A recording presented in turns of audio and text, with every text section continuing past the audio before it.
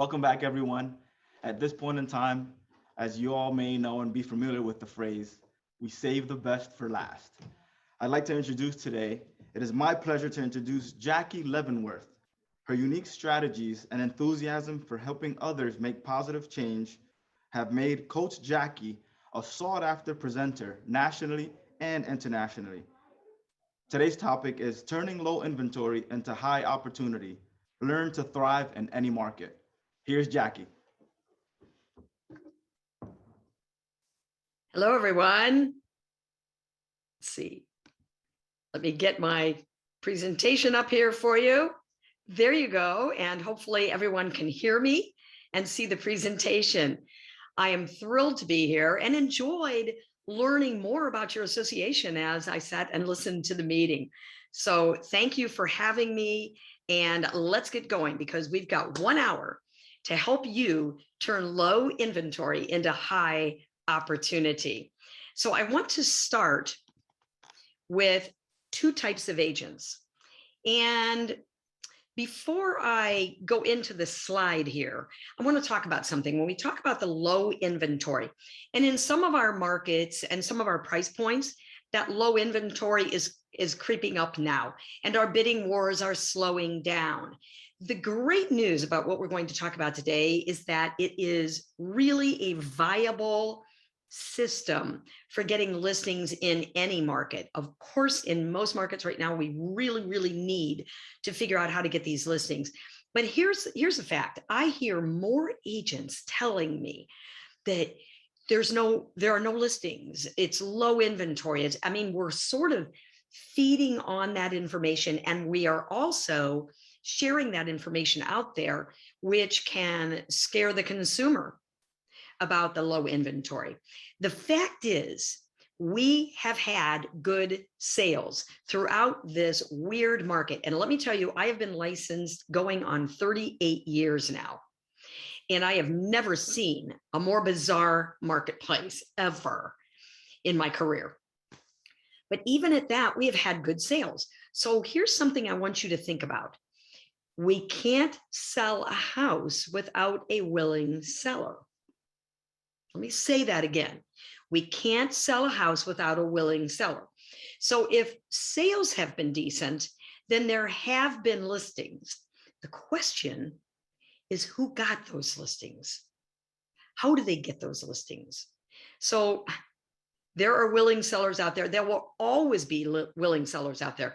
There will always be somewhere, at least historically, we can sort of count on the fact that at least 10% or so of the population will move in any given year, even when the economy is sort of funky.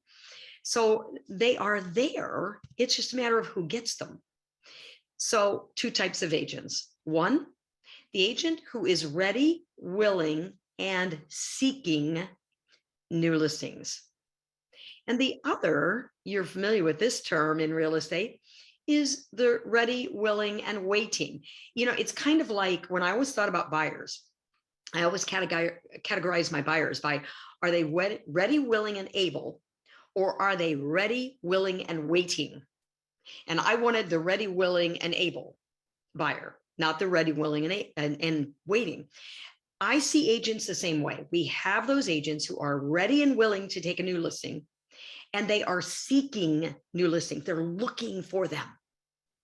But then I see, and I'm going to say most agents who are ready, willing, and waiting for the opportunity to come to them.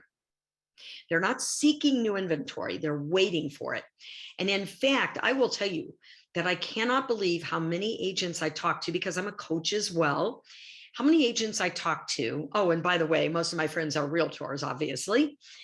And they have this thing of nobody wants to sell. Nobody wants to sell right now because there's nowhere to go. Well, we'll talk about that at the end of this and how to talk with sellers a bit about that. But these agents are just not looking because they believe there are no willing sellers. They're waiting for it to drop in their lap. And that is the kiss of death to get new inventory. So I want to introduce two ways to actually generate business. And I want to do it through a reconnection with movies that I absolutely love. I love Kevin Costner movies. I love them. And the first movie I want to talk about is Field of Dreams. And the Field of Dreams movie, I'm sure, and you can chat away on who saw it, and maybe even put in there in your chat, what was the motto of this movie? So this movie took place in Iowa, and it was about a baseball team. And it was Kevin Costner who had this dream. And if he could build this wonderful baseball team, then these famous players from beyond would come and play, and people would show up.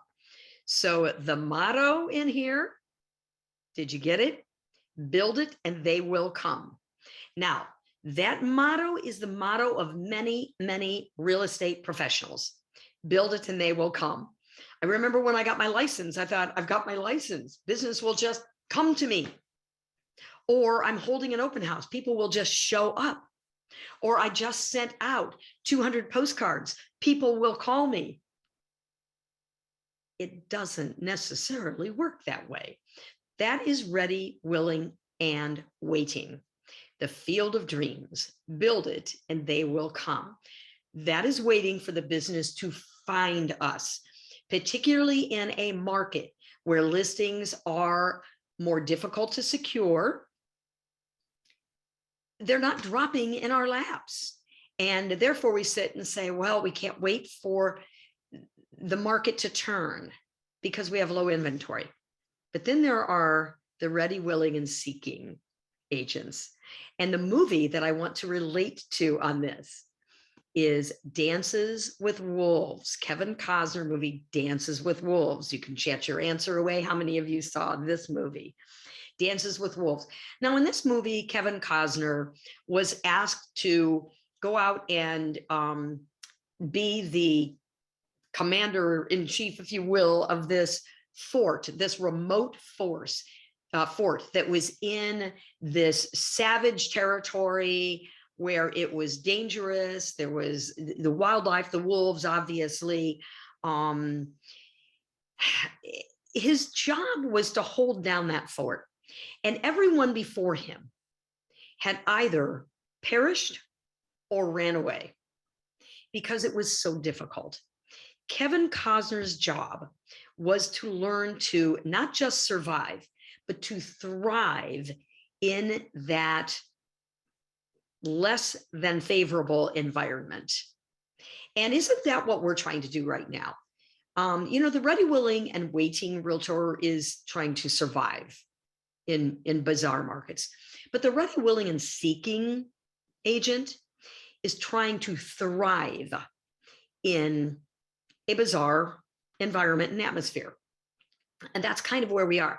Now, in the show, Dances with Wolves, there was no motto that you could put to it, like Field of Dreams had, build it and they will come. There was no motto here. It was just a great story.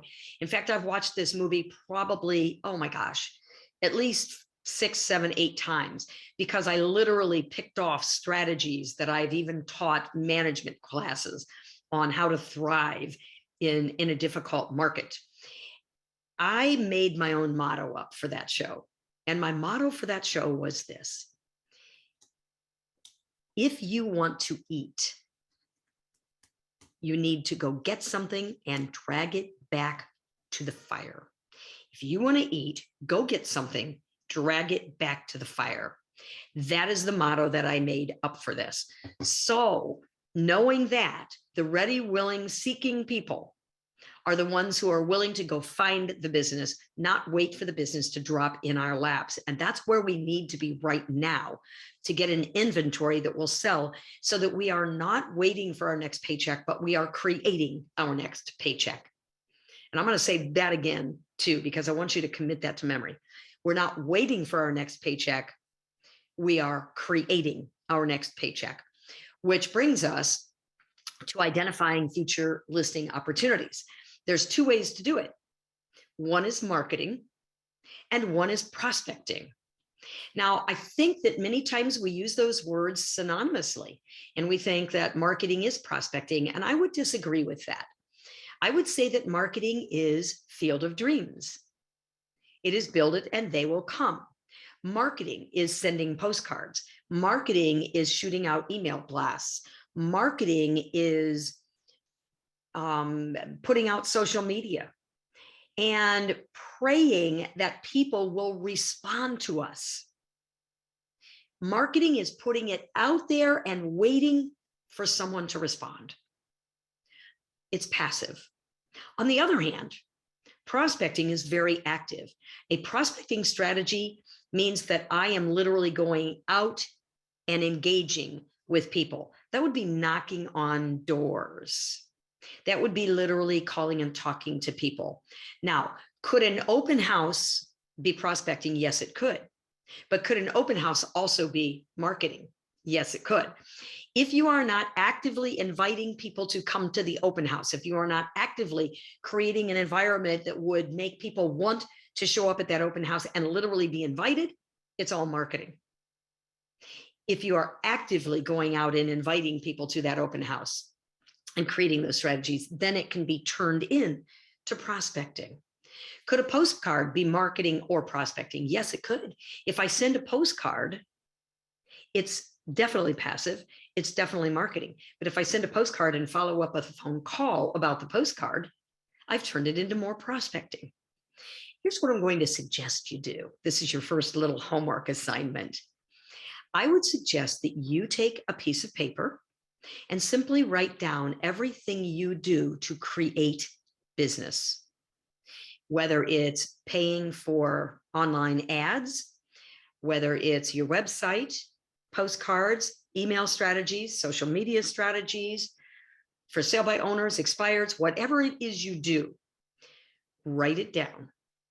And then next to it, put the letter P for passive or A for active, or you could use M and P, marketing or prospecting.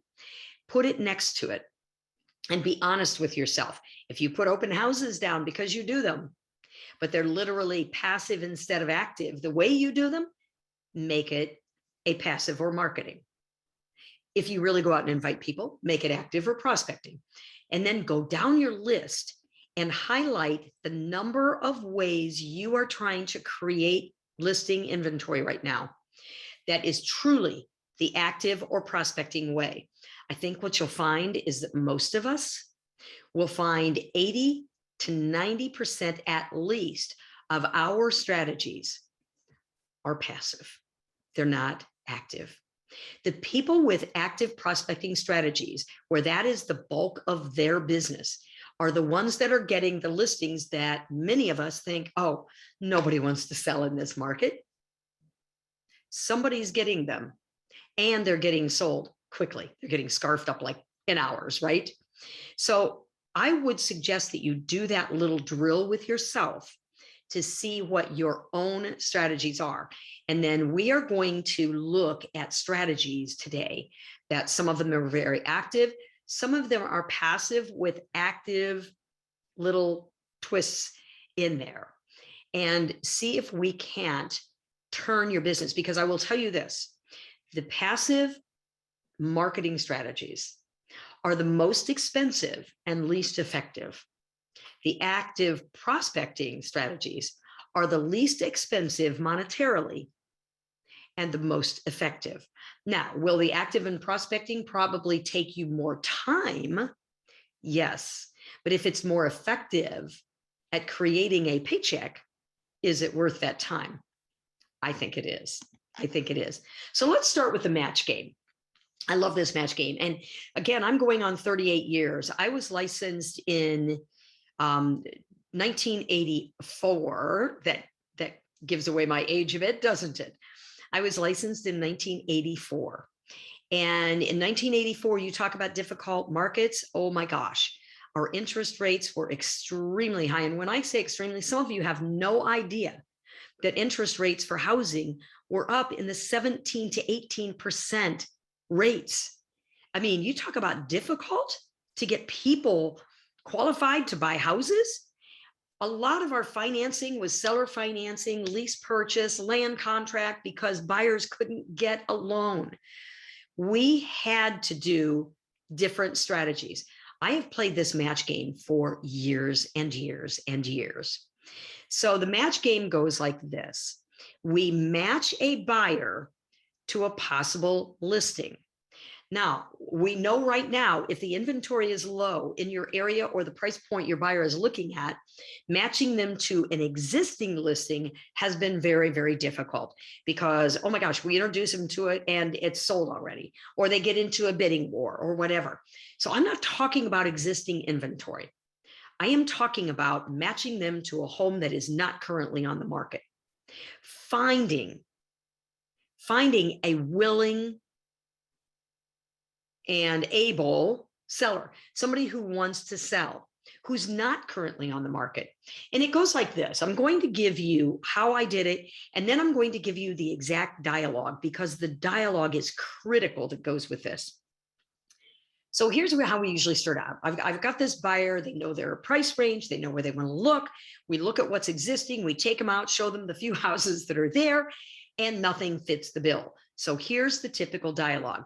Well, I'll tell you what, here's what I'm going to do. I am going to watch the inventory every day. I mean, I check the hot list. I look for anything coming up. I'm very, very aware of the marketplace, and I am going to find anything. I'm going to contact you immediately when it pops up. And I want you to be able to like drop things and go look right now, because in the market we're in, we need to go quickly.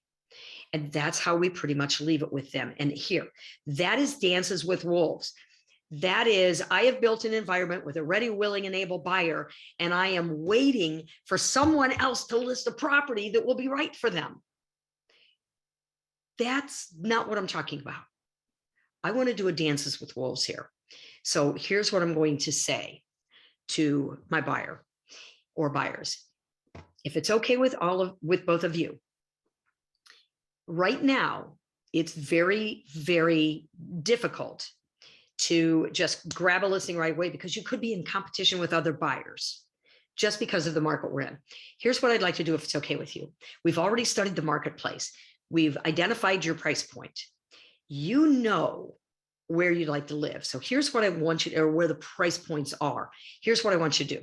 I want you to drive around and identify 2 and no more than 3 streets. 2 streets, no more than 3, that you would love to live on, that you know is in your price point.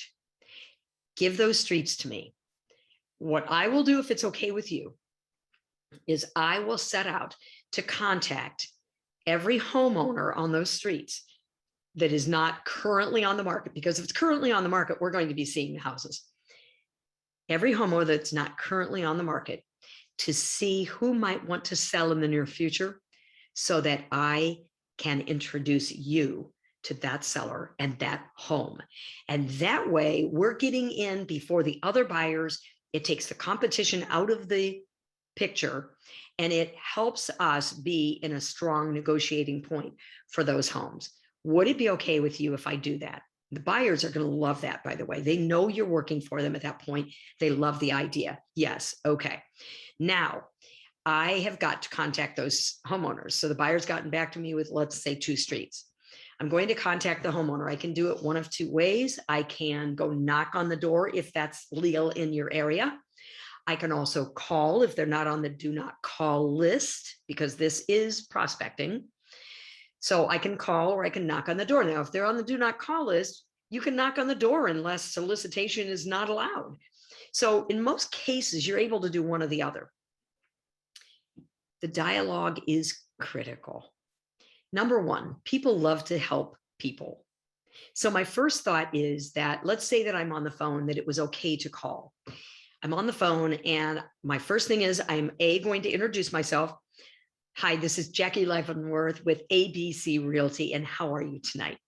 And the minute I say that I'm with a real estate company, you're going to absolutely notice the drop in their volume. You're going to notice the psychology of their dialogue, where they're like, fine. And now I'm just going to nicely say, I wonder if you have just a quick moment to help me. And I do that on purpose because people do like to help people. So it softens the message of it. Do you have a moment to help me? Now, in most cases, here's what you're going to get. no, I'm just putting the kids to bed, or we're just leaving, or whatever excuse they come up with because they don't want to talk to a realtor, right? So here's the dialogue on that. I totally get it. You know what? I totally remember what it was like to get my kids in bed, and I don't want to interrupt that process for you. So tell me, what would a better time be for me to contact you again? Now, listen, when you say that, what would a better time be for me to contact you again? They don't want me to contact them again. So here's what's going to happen. When I ask that question, what's a better time for me to contact you again? She'll say, well, just what is it that you need? Because they don't want me to call back. So now I've got an opening. And critical dialogue again. I have a qualified, well-qualified buyer who has picked out 2 streets in your entire community that they want to live on. And they're well qualified to buy on one of those 2 streets. And I am trying to find out if you know anyone in your close neighborhood there who is wanting to sell their home in the near future, so that I could introduce that seller to this well-qualified buyer. Now, let me go over that one more time for you. The only question I have for you, Mr. and Mrs. Seller, is I have a very well-qualified buyer who has picked out 2 streets in your entire community that they want to live on. I am simply asking who you might know in your immediate area who is planning to sell or wanting to sell their home in the near future, so that I could connect that homeowner with this well-qualified buyer. And then I'm quiet. I mean, it's like a 15-second dialogue. Now, notice that I didn't ask them if they want to sell their home. That for me is too direct. Now, for some people, they can just do that. I can't. But this question is softer.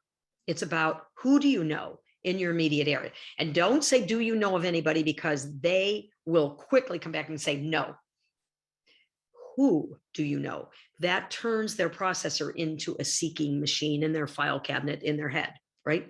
Who do you know in your immediate area who is planning to or wanting to sell in the near future, so I can connect them? I didn't ask if they want to sell theirs, but I guarantee you, if this person that I'm talking to wants to sell their home, they're not going to give me a neighbor's name.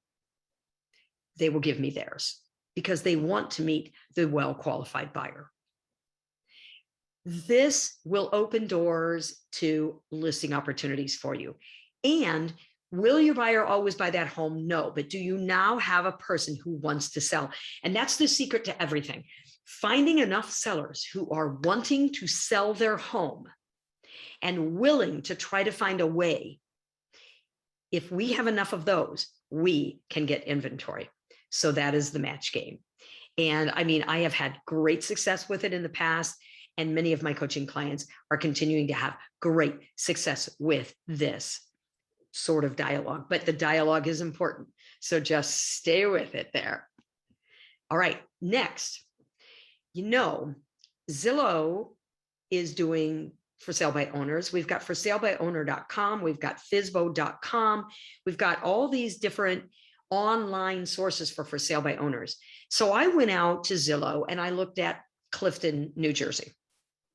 And in Clifton, New Jersey, I found that there are 12 for sale by owner homes listed right now. So if you go to forsalebywowner.com, fizbo.com, Zillow, any of them that have this, here's what I would suggest to you. If you want to be a seeker, if you want to be a Dances with Wolves person, go into your Zillow account. I'm sure you all have one. And then turn yourself into a prospect who's looking for sale by owners. So you go in and you set up this little profile to say, I am looking for sale by owner homes in this price range in this area. And you will get instant notifications through your email when somebody puts their home on there. So now you don't even have to go check Zillow all the time. It will come to you. So what we've done is married Field of Dreams with Dances with Wolves. Now you'll get an email. You can do the same thing in forsalebywowner.com. You can do the same thing on fizbo.com and ask for instant notifications, just like you put a buyer into the MLS for when a home comes up that meets their search criteria. You can do the same thing here. Now you're going to get emails saying, hey, here's an opportunity. Here's somebody who wants to sell their house. Now you just have to mess with your guts meter to talk to those people. And if you choose not to do anything to it, just, thank the Lord that you don't need the money and you're willing to leave there for some other agent who will contact them. Because we know that many of them will ultimately list. So this is another just strategy where you can go in and get notified of when listings come up that are for sale by owners. Expireds, I don't have a slide for it, but my goodness, I would be going back about 1 year at least. You can go back 2 or 3 in your MLS. Find expireds that are in the price point and area you want. I mean, go ahead and be picky here. And put yourself in the MLS as a prospect for new expireds that come on. But go back to old ones because you don't have competition. People aren't calling the old expireds. Check back on market, make sure, check your tax records, make sure they haven't already sold. And just talk to these people who still would like to sell their home if they can find a way in today's market. For sale by owners, expireds, the match game. There are lots of ways to generate, but again, you're going to have to want to be a seeker. You're going to have to be a dances with wolves kind of person. All right. So now it's always make a plan. I will tell you that for me, 38 years in the business almost now, there's nothing much new. Technology is new. That's exactly right. But the basics are the same. And the secret is having a strategy and a system. And we make a plan. So I just shared a few plans on prospecting. Now let's go to what all of us know should be the lion's share of our business. And that is our circle of influence, sphere of influence, whatever you call it, but your database. And what I'm going to do is give you specific steps for you to be able to create easy systems that every realtor in the world has time to do that will generate a top of the mind presence so that the people in your sphere contact you when they want to move and they think of you when their friends and family want to move. Okay. So let's start here. The 2 steps first is to organize your database. So we have this circle of influence, database, sphere of influence, whatever you call it. And you might have 150 people in it. You might have 500 people in it. Mine has over 10,000 in it. So whatever that number is, you have this big old database. And by the way, if you don't, just back off of everything here and create it. Without a database, you will never, ever be in control of the people who already know you, like you, trust you. So get that database. Okay. So we have this group of people. Well, what we have learned over many, many years and a lot of research is that there's no way that we can know more than about 35 to 50 families in a deep level. And when I say deep level, what I mean, we want to know these families in a way that we know when change is happening in their life. We know when they're retiring. We know when their family has outgrown their home. We know when they have ambulatory problems and need to get rid of the steps. We know when a parent is moving in and they need more room. We know when change is happening in their life. And therefore, even if our circle of influence is only 100, which I hope you grow it from there, but even if it's only 100, you can't know them at a deep level. You can know them at a shallow level. A shallow level is not going to help you help them when change happens in their life that will pretty much precipitate a move. Okay. So what we want to do is organize this, and we want to get a core number of those people that I'm going to call your trust circle. I've been taught over the years, it was my VIP, it was my favorite 50, it was, I've ended up making it my trust circle. These are the people who, A, I trust, B, I know they like me, know me, trust me. That is key to all of this. I know that when I call them and they pick up their phone, they don't hear my name and go, it's that realtor again. I know that. I know that when they pick up the phone and I say, hey, Crystal, it's Jackie. How you doing? She goes, oh my gosh, Jackie, it's so good to hear from you. Those are the people in my trust circle. I literally went down my entire database. I printed it off in a big font. And I literally went down the names with a pink highlighter because pink stands for love. And I highlighted only the names of the people that I love to talk to. And I know they love to hear from me. That group should be no less than 35 families, no more than 50 families. And now all of a sudden you have two groups in your circle of influence. You have the whole thing, and then you have this little core of a trust circle. And what I'm going to do is teach you how to market and or prospect to them differently so that you can get as much mileage as possible out of your trust circle, because it's known that there's probably about 50 in your trust circle. If there's 50 in yours, then each of those people have 50 in theirs. So when you are top of the mind with this little red important core group of trust circle here, they then, when they communicate with their 50 trust circle, they will tell them about you. It's great. So here's what we're going to do. We have the everyone else and we have the trust circle. We're going to have a 5-step strategy for your circle of influence and your trust circle.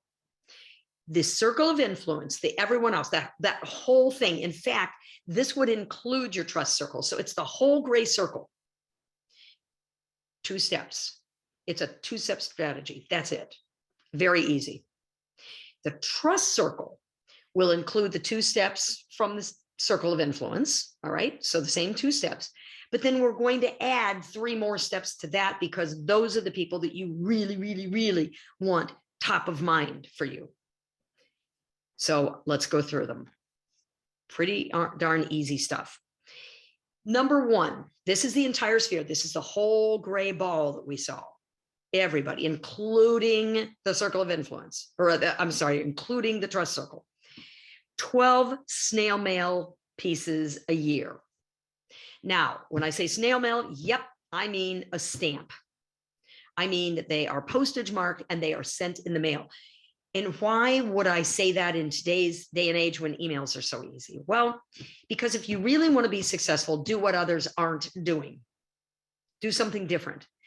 Most people have cut out snail mail because, yeah, there is a cost. And yeah, it does take a little more time. But I will tell you, it's wonderful to be able to have this tangible piece of cardboard or a letter they have to open that they actually feel, touch, and see your name and face. I think it's important. Minimum of 12 a year. Now, let me give a couple tips on that. Number 1, when we send snail mail, it has absolutely been proven that what we call multimedia works best. So it would be that you wouldn't necessarily want to send 12 postcards every year. It would be better to have a postcard and then maybe a letter or 2 postcards and a letter, or somehow mix it up a little bit there where you can send something different. Now, if postcards is the way, you've got an easy system where you can just take 1 day of your year, set it out to create the 12 postcards and send them. And that's the easiest thing. And you'll do it. If you've got the choice of maybe mixing up a letter or something with it here and there to make it different, that's good too. When you're creating your postcards, this was one of the most simple strategies I've ever seen. And I was just like, hello, why didn't I think of this? When we're creating our postcards, you know how we usually do our postcards horizontal. So we'll have our message this way, and then they turn it around and the message is this way, right? So postcards have what we call a 2-second rule. The person picks it up out of their mail, 1 second, 2 second, pitch. If you want to double the face time on it, then take your one side and make it horizontal. But when you create the other side, see if you can't in your system turn it and do vertical. So normally the horizontal would be the postage side, right? Because that's how we're used to seeing that. So turn your visual presentation vertical if you can. Here's what happens. They pick it up, they get 1 second, they turn it over to read it, and they can't because it's the wrong way. They have to turn it to look at it. 1 second, 2 seconds, whoops, 3, 4, pitch. You double your face time. Simple, simple, simple. Now, the second thing with the entire gray circle is a minimum of 12 emails a year. Yep, email blast. I'm guessing that most of you are probably in a company that has some kind of a system that sends emails. If you're not, feel free to reach out to me. You'll find me at coachjackie.com, and I'm happy to share with you the system that I use. It's $399 a year for unlimited database. My 10,000 people still cost me that, and it does all kinds of things, including my email blast. But a minimum 12 times a year, we want it to drop into their email box. Will they potentially delete it the second they see it? Yes, but if it's got your face and name on it, you got what you needed. You got that 2 seconds or 3 seconds of time with that person. Now, that's all we need to do. That is, by the way, Field of Dreams. That is, I send this stuff and I hope they respond. For your entire circle of influence, that's okay. But now we're going to take a look at the extra 3 steps that we will take for your trust circle. So the additional 3 steps, again, we're going to send the same snail mail that we did to everybody else, the same email blast. No need to make that different. But what we'll do and add to this group of 35 to 50 people is 4 personal phone calls a year. Now, this is really where we're going to get the multimedia feel going into our trust circle, because they're getting something in the mail, they're getting something in the email. Now they're hearing from us personally on the phone.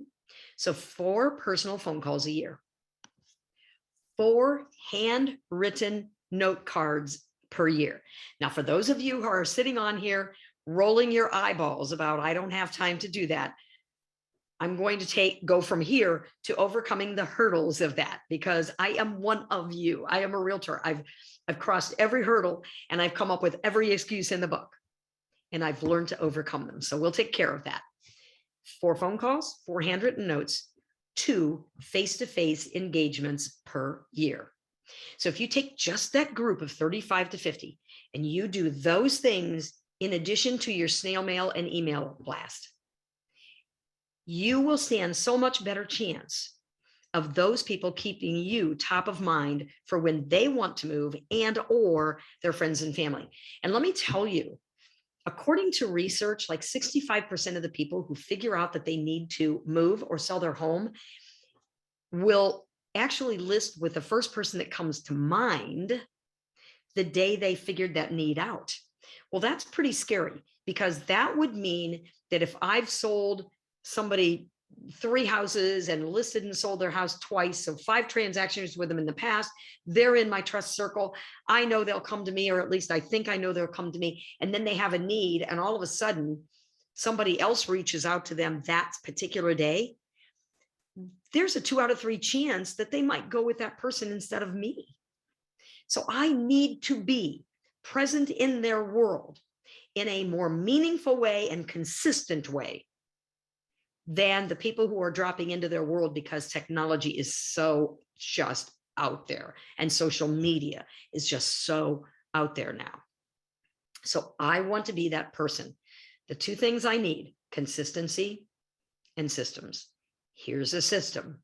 All right. Now, again, for those of you who are rolling your eyeballs, let's make this really, really simple for you. All right. Let's say that we have 50 people in our sphere of influence. 50. We have 50 in this group. Okay. And we need to make 4 phone calls a year and write 4 note cards. So 50 families times 4 contacts. This could be a call or a card. It'll work the same for either one. is 200 calls a year and 200 cards a year. So let's just take one. Let's just take calls for now. 200 calls a year. You could still be rolling your eyeballs at me and going, yeah, 200 calls. Are you kidding me, Jackie? I don't have time for that. Do you know how busy this market's been? Oh my gosh. And I'm a mom and I'm this and I'm that. Okay, bear with me. Take that 200 calls, divide it by 50 weeks to do that work. Notice I didn't say 52 weeks because I am praying as a coach that you all take at least 2 weeks vacation to recharge your batteries and to redirect your energy and to think, start to get creative again. 200 phone calls, 50 weeks to do it in. If you do that math, it's 4 calls a week and 4 cards per week. Now, I've got to tell you something. That is about 2 hours a week to ensure consistency of a system that will make a huge difference for you. 2 hours a week. Is there anyone who can't dedicate 2 hours a week to making your business happen instead of waiting for it to happen to you? 2 hours a week. That's all I ask. All right. Now, let's make a plan for that. And we're going to go through hurdles here. Hurdle number 1, and I'm going from personal experience here. Personal experience. These are all the things that happened to me. I started creating the system of people I wanted to call. Well, then I had my database of 50 people. I did take it and I was smart enough to I blew it up into 20 font and I printed it out. I put it on a clipboard. But then on my week where I had my 4 calls to make, I even time blocked an hour out of my week to make the calls. I time blocked it. So I did all the things a time management class would tell me to do. And here was my problem. It took me over an hour to figure out who I wanted to call, because I would go down the list and I would oh, there's Sally Wright. No, you know what? She's probably busy with the kids right now. I don't think I want to call her. How about Joe Schmo? I don't feel like talking to him right now. How about Sam Snark? And you know what? I found a reason not to call everybody that my eyes landed on my database. And I thought, okay, this isn't working. So I created a different system for myself. This system was where I took the list. Again, I just took my list and all I had on it was the family name and my normal contact person, the phone number, and then I had a comments line and I turned it horizontal. Okay, so landscape, so that I had room to write in the contacts. I blew that up into a 20 fonts so that they were big. It was an Excel spreadsheet, by the way, that I did. And I blew it up into 20 font and I printed it out, and it would only print 12 lines per page. That was fine. So what if I had multiple pages, stapled it together and put it on a clipboard? And I actually bought one of those plastic shells that you can get at Staples or Home Depot or wherever, that opens up, and I kept magic markers and pens inside of it. And I kept the list clipped to it, and I took it everywhere I went. Okay. So when I realized it was taking me too long to pick the people, what I started doing was I had a black magic marker, and my people were alphabetized. I don't have this alphabetized, but they were alphabetized. And I put them in, and after every 4 people, I would go down 1, 2, 3, 4, and I would draw a big, thick black line. And then 1, 2, 3, 4, big, thick black line. And then I would go in, and let's say that I was starting the week of April 5th, 2021. I put that week here. This is the week of April 12th. My next 4, the week of April, what would that be, 19th. And I labeled the weeks. And then when I went to make my calls and I got to my hour time block, I didn't have a choice. Those were the 4 people that I was going to call. And I started at the top of the list and I just worked my way down. And the way it is with 4 a year, it'll be 1 quarter done when it gets back up to the top, and you do it for the second quarter. They'll never know whether they were the first week of a quarter or not. They will never, ever know. Now, the next challenge I had was I wanted to write the cards to these people too. And I thought, well, I don't want to send my written card on the same month that they're getting a call. So what I first did was started at the bottom of my list, and I would make the calls to Jim Jones, Mary Smith, Sally Wright, and Betty Goff. But then I wrote cards to the last group of 4 on my list that week. And that way I wouldn't be calling the same people. But that didn't work either, because when I got to the middle, I was calling the same people that I was writing cards to. And, you know, color me silly, I didn't figure that out until I got almost to the center of it. And then I figured that out. So what I did was I took the center. So, you know, people number 24 through 30, 24 through 28 on my list here. I took that week and wrote the word cards. And I started my cards at the middle and went around, and I started my calls at the beginning. They never, ever met each other. And they always lined up to where I was writing cards like in the middle of when they were like 2 weeks later, or, you know, or it didn't line up to where they were together. That worked beautifully. Again, simple system, but it's a system that works. So now we've got the calls. The excuse of I don't know who to call is done. The I don't want to call that person is over, because you know what? You don't have a choice. This is who you call. And a lot of you have contact management systems that you don't even need my paper file anymore. Your phone will tell you who they are, but you have to go in and set up that system of who those 4 people are going to be. And then let your phone tell you who to be. It'll be your coach. It'll be your manager. Okay. The next hurdle was, what in the world do I say? And I coach really high-end realtors that do a lot of business. They still struggle with this. What do I say when I call people? Well, I learned years ago in NCJAR, the Ford calling system. It was FORD. And I have shortened that to 4 because I rarely got to the D, and the D stood for dreams. And I only had a couple really good questions about dreams. I mean, I didn't want to say like, you know, what do you dream about? That wasn't my thing. So my good question for dreams was, if you could live anywhere, where would it be? If you could go anywhere for a vacation, where would it be? But I just dropped it off. And I created a 4 system, FOR.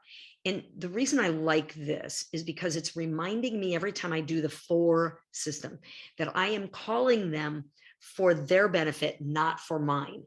See, what got in my way was when I thought I was calling people so that I could get them to do business with me, because then I felt like I was sucking something.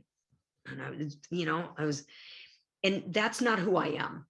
So I needed to make it about them. This is for them. Do you know how many people would love to share what's going on in their life, but nobody ever calls and asks anymore? It's a text or it's social media. Oh my gosh. If these people, if you know them well, they would love to share with you. So the 4, many of you may know this, it's pretty simple. F stands for family. You don't need to know what to say. You just need to know what to ask. So all of a sudden it's, so Mary. Oh, and by the way, when I call, I don't have to say, this is Jackie with ABC Realty. This is my trust circle. Hey, Mary, it's Jackie. How you doing? She knows my voice. She knows my name. How you doing? She's, oh, I'm doing great. So how's the family? The last time we talked, Susie was, down with strep throat. How's she doing? And how's the family? That's all I need to do. She will start talking. She will start talking. And your job, my job, is when we ask about family, to have our antenna up. She says, oh, everything's great. She says, actually, we're moving my mom into assisted living. That is less than fun. Oh, no kidding. Well, where's your mom live now? She says, oh, she has a condo. Is that a condo she rents, or is a condo she owns? Oh, no, she owns it. She's lived there 25 years. My antenna is up. Am I going to dive right in and go, wow, I could sell that for her? No. So how's she doing psychologically with moving from there to here? And just get in there. And, if she keeps talking about that, I've got a really good friend who specializes in helping seniors make that adjustment. Maybe that's someone I could introduce you to that would help you. And all of a sudden I'm their friend. I am their friend who has help. So family, the O, occupation. How's work going? How's Bill's work going? What's happening in your job? Anything you want to ask about their occupation, and they'll start talking about it. And the cool thing about people is that they're very reciprocal in nature. If they talk about their job because you ask about it, they'll turn around and ask about yours. And that's when you can say, oh my gosh, real estate's never been so crazy. I cannot believe we need homes to sell. My gosh, if you know anybody who wants to, let me know, because now is the time. We've got buyers. It's great. The R is recreation. What did you do for fun this summer? Or how did you generate fun through the pandemic? Or what are you planning for fun over the holidays? I mean, and please don't feel that you need to do all three of them in a phone call. You don't. You could talk for 4 minutes. They tell you about their family. You get a little, you write it down, right? And you can end the call. Next time you can ask them about their occupation, or you can go back to family, or you can mix them up. You can do anything you want. You don't have to keep them on the phone forever until you get your FOR done. Just connect. The secret is connection and listening for change in their life. That's the secret to it. And then staying with them. All right. So the note card. Here was my thing on the note card. I didn't know what to write. Someone said, make it simple. Do this. Get small note cards, number 1. Write big, number 2. Well, that's great, but it wasn't enough of a system to make me want to do it. So what I did was I went and bought the little note cards and envelopes, and I set 50 of them in a stack next to where I watch TV. And of course, I had my list with my people and my black lines. And what I did one night was I just sat and I put a return address sticker and a stamp on every one of the envelopes. Now they have a return address sticker and a stamp. And then I took the note card itself and I slipped it up under the flap of the envelope, like the picture you see here. And then I restacked them. And now I have those note cards ready to go. And all I have to do on a given week during my time block, which I did while watching things like America's Got Talent or The Voice, things that I don't have to pay really close attention to, right? I can listen and still write notes. And I would pick up 4 of them. I would set them right next to me. And I would get my list. It told me who gets the notes. And I would write something so simple. It's unbelievable. Mary, I was working in your neighborhood this weekend and thinking of you, or I was showing houses in your neighborhood, something that will help them remember you're in real estate. I was showing houses in your neighborhood this week and thinking of you. Time to catch up. Let's talk, Jackie, and my number. I don't need my last name. She saw it on the return address stamp. I don't want to make this all about I'm a realtor. I want to make it about it's time to catch up. Very simple. One of the things in Facebook too, man, oh man, if you're in Facebook and you're seeing things about their son, somebody in your trust circle's son got student of the month, or if you watch my Facebook, my grandson got married this weekend, which is why I'm a little hoarse here, too much laughter and joy. If you see something like that, that is a great thing to put in. Oh my gosh, I see Max got married. I cannot believe it. It's time for us to catch up. And your number. That's it. That's it. So a system for the note cards. Now, the next, too busy for face-to-face hurdle. Here's the thing. We said 2 face-to-face opportunities a year. If you try to do that as a one-on-one, yes, it will be difficult because that's 100 visits a year. That's difficult. So it would be nice to make that in a group. Well, the way our minds work in real estate, because of the way we've been trained, is that when we think of group events, we think of like, the wine and cheese cocktail client party or something. Well, that can be expensive because you're renting a venue and you're buying the drinks and the food and the this and that. And certainly in our environment now, we don't get those big groups together so much as a smaller group. So I want to show you something that I learned from This was from Seth and Alice Daly. They work in the Baltimore, Maryland area. They have been a wonderful resource for me. They're great realtors. And Alice was telling me that what she does, I'm going to put Pottery Barn up as an example. Crate and Barrel, Pottery Barn, a local florist, a decorator, anybody like that. They are likely in your area to offer to do a free class on, let's say, how to decorate, Pottery Barn, how to decorate for Thanksgiving. Thanksgiving is coming up, or Halloween. Halloween's coming up. It's another one you could do. And what Alice would do is invite like maybe 8 women from her trust circle to join her for a Decorate for Halloween gathering at, let's call it Pottery Barn. And there's no room rental because Pottery Barn wants those people to come in. They want to teach them to decorate because hopefully when they get done, they'll go buy some of the stuff Pottery Barn showed them, right? So the room rental was nothing. They get a group of women together, depending on the safety of the environment, knowing that, this is being, recorded in a pandemic environment. You might carpool some people, and you can talk on the way over and the way back. And so now you're getting some good interaction with these people. And she said if she invited 8, she might get 3 to 4 show up. So it wasn't big groups. And all she furnished, literally, iced tea, water, maybe a wine, and some cheese and crackers and grapes. That's it. Very inexpensive. And now it's a small, intimate group of these people. And the reason that works so well is because these people may not have known each other before you, and now they do, and you are the center of that relationship for all of them. It's amazing. It's awesome. And I've got coaching clients, they'll do this. Oh my gosh. Florists love it. One of my coaching clients has her people come over into the backyard of the florist's home, and the florist cuts the flowers right there on the spot, shows them how to decorate, how to arrange what needs to be tall and short and this and that. And all they do is provide the wine, the iced tea, the water, the cheese, crackers, and grapes. And then you can even extend this further by maybe you drive together going over, you're in the class together, you drive back, and then you can make like a little party of where you go visit each other's houses to see how they decorated for that holiday. And then you invite another group for the next holiday. So you've got one for Halloween, one for Thanksgiving, one for Christmas or whatever. And you can go through your 50 pretty quickly if you're inviting like 8 people to do that. It's really cool. So I love the idea. It's fun and it works.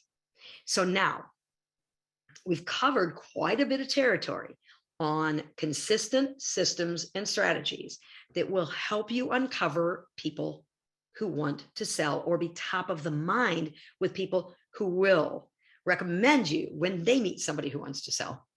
So the critical part of what I'm talking about that is meeting people who want to sell. Okay.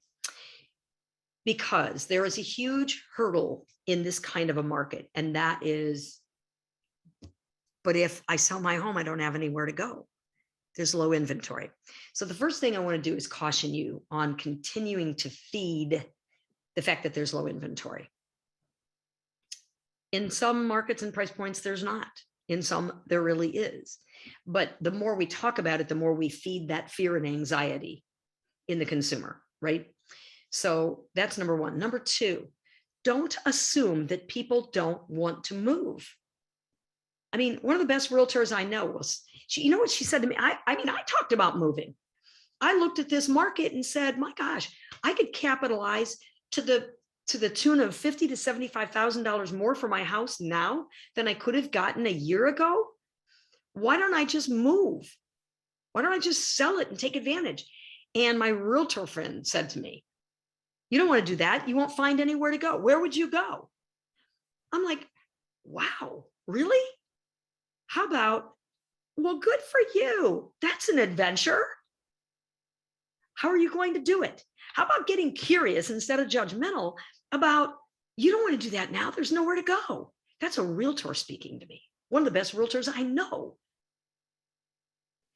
We've got these assumptions built in that are not helping. So get out of judgment into curiosity. Who would be willing to move if there were a way to do it right now?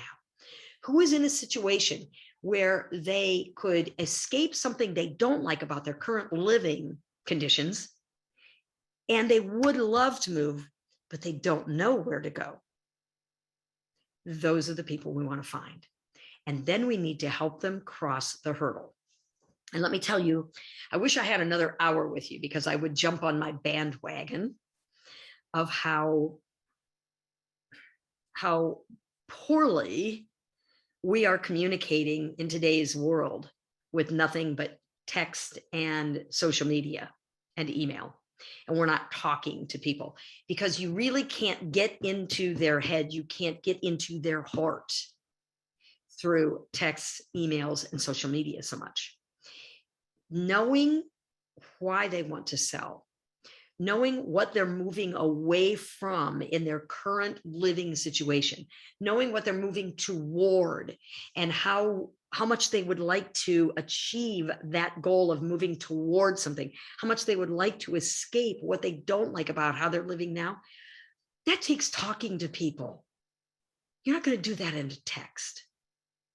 So my bandwagon is really, getting back face to face, even if it's this. I'm face to face with you right now, but I'm in Ohio. I didn't have to fly to New Jersey to do this with you today. I'm so grateful for that in this environment. I can do this with my clients too. I can Zoom, I can FaceTime. I can get all of the mileage of face to face with people. And I need to do it to figure this out, because here's their major fear. Their major fear is, if I sell my home today, and I hear they're selling fast, where am I going to go? So their fear is owning 2 homes or owning no homes and feeling homeless. Okay. Now, we have a percentage of our clientele who can actually afford to own 2 homes. So there's a question. If they want to move, figure out their motivation. What are they moving away from? What are they moving toward? Is it important enough to try to overcome these hurdles? If it is, talk with them, converse with them, communicate. So look, here's the choice every seller throughout history has had: own 2 homes or own no homes. Now, in a perfect world, you could sell yours at the same time you buy another one, and you could make the timeline match up. That is a perfect world. And as we know, since the beginning of 2020, we're not in a perfect world. The chances of that lining up like that right now is slim. The chances of a seller taking a contingency that will wait for you to sell your home is slim right now, because the market's too good, right? And if you do a contingency, you really put yourself in a low negotiating position to where you will be tempted to sell low because you're afraid you're going to lose that contingent house to someone else. And you will probably be buying high because you're not a right now buyer. So you sell low, buy high. That's not in your best interest. So what we need to do is take a look at that age-old question: own 2, own 1. Let's look at both scenarios. Folks, if they can afford to own 2, then they keep this home, they live in it till they get the other one that they're buying, and then they move out and rent it, or then they sell it, fix it up and sell it, whatever. If they can afford that, fine. That's a lower percentage. The people that really have a hard time are the ones that are afraid of owning 0 homes. They have a feeling that they're like homeless, and it's not really homeless. It's called interim housing. Interim housing. That could be a rental, a short-term rental. I did it myself. I called a for sale by owner that was small. It was something I would be willing to rent, but not live in forever. Called a for sale by owner that was off the market. He had never sold. Asked him if he was willing to sell to me on a VA loan. He did. And we bought it. And then we lived there until we found our dream home. We had all of our money in the bank ready to go. And then we rented it out. We kept it and rented it. But we were out of the situation of selling our home. We had our equity in the bank, and we could move on when the right thing came up. There's interim housing. Go do your homework. for extended stays and residence inns and see what it costs to rent for weeks or months, and have that in your pocket to be able to talk to sellers, because it may very well be in their best interest to sell in this market, do some interim long-term housing. And if there's nothing to rent, usually you can get long-term housing in those types of hotels. And look, if David Knox said this, and it really hit home for me, if your car broke down today and it was done, you'd have to go buy another new car. It's hard to buy new cars today in this environment because of shipping and tariffs and all that kind of stuff going on, right? What would you do? You'd have to rent a car for the time being until you found the car you wanted and could get it. It's the same concept. But until we talk to people about it, we won't know what situation is best for them. Stay in their current, do interim housing, own 2 homes. People have choices, and we shouldn't make that choice for them, thinking they don't want to sell because they won't have a place to go. Please get that out of your head and talk to people. So my big question for you at this point is, with our short time together today, what will you do as a result of today to help turn your personal low inventory of listings, if that is you, into a high opportunity to get saleable listings and create your next paychecks rather than waiting for your next paychecks? What will you do to be a ready, willing, and seeking realtor? Because you know what? This world needs us. They need the professionalism, the knowledge, and the just passion that we have for the job that we do. So with that, I thank you for having me. I was thrilled to be here. And are there any questions or anything for me before I move out of here? Crystal, anyone, any questions or chats or anything I need to address?